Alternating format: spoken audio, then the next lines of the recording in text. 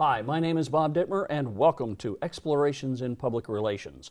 In this short series of video presentations, we explore and illuminate the practice and profession of public relations. Today our subject is public relations for school corporations, and my guest is the Director of Public Relations for the Brownsburg, Indiana Community Schools Corporation, Donna Petraits. Donna, thank you for joining us today. Thank you for inviting me. Donna, tell us a little bit about what it's like to be the Public Relations Director for a public school corporation. What's your day like? Well, it's a very different beast than a lot of public relations practitioners experience, just because the culture of education is different. And so I spend a good deal of my day multitasking, as I'm sure everyone else does. I'm usually doing a Google search for articles that may have come up overnight that mention Brownsburg schools. I do an education news story search with local media to see what's going on with other schools so that I can anticipate media that may be contacting me and the kinds of questions they may be asking. All the myriad things that come up during the course of the day. And you, like many of us in this profession, tend to work for multiple masters. You, on paper, it looks like you work for the superintendent of schools, but of course we also have the school board, which places demands on you as well. What is that like, working for an elected school board? Generally, my experience has been very good with the school board. I think as long as the superintendent and the school board understand their very particular and specific roles, it's very easy for a communications person such as myself.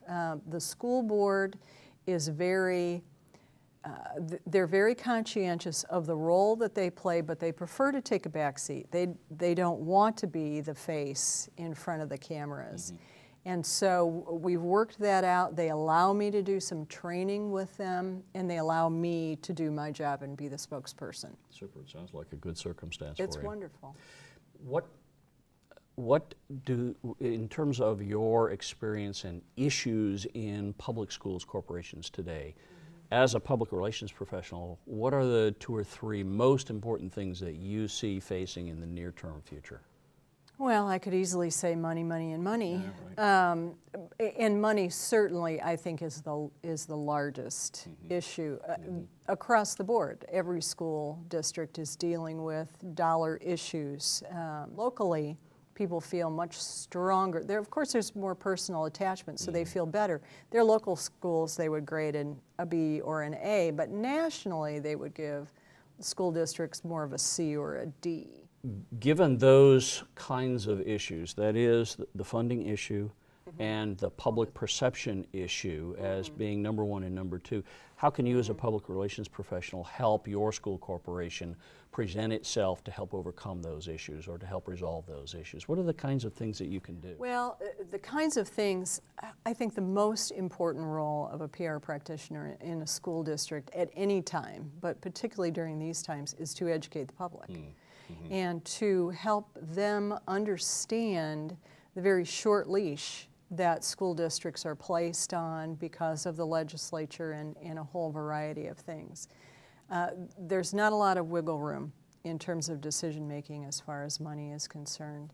And the financial piece of any school district is a very, very complex piece. I don't completely understand it, but I know enough that I can help craft the message. I can go to the expert and find out the information that I need and then figure out ways to share that. And of course, you know, in any public relations scenario, you are always looking for new and better and more effective ways of communicating that information.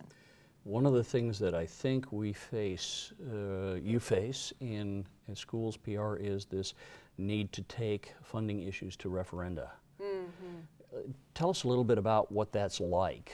I know that you've been involved in at least one of those and probably will face more in the future. What that involves, and there are 2 different kinds of referenda that a school can pursue. One is for construction, and the other would be for general fund, which is basically everything else.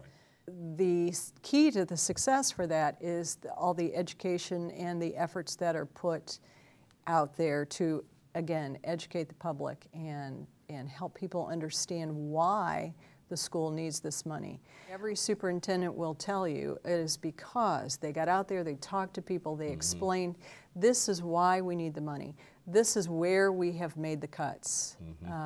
You know, and we engaged in a preliminary process to get the community to tell us, okay, at what point would you be comfortable saying, yeah, we'll support a referenda? And they said, when we understand that you have done everything you can possibly do to cut dollars. But how does one become the public relations director for a schools corporation? How does that happen? Is there a process, or is it sort of by accident?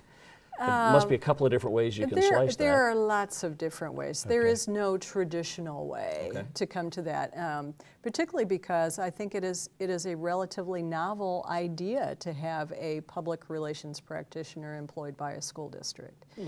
Schools have not seen the value of that, nor have they been willing to part with the dollars to put someone in that position, because for the most part things have just kind of gone along very nicely for most school districts. Well, now there are some particular difficulties that, and they're recognizing the value of having someone in that position that can make that exchange of information mutually beneficial and help to educate once again, help to share that message, help to, schools have learned that they cannot rely on the story that the media is telling. They have to start getting very savvy about telling their own stories.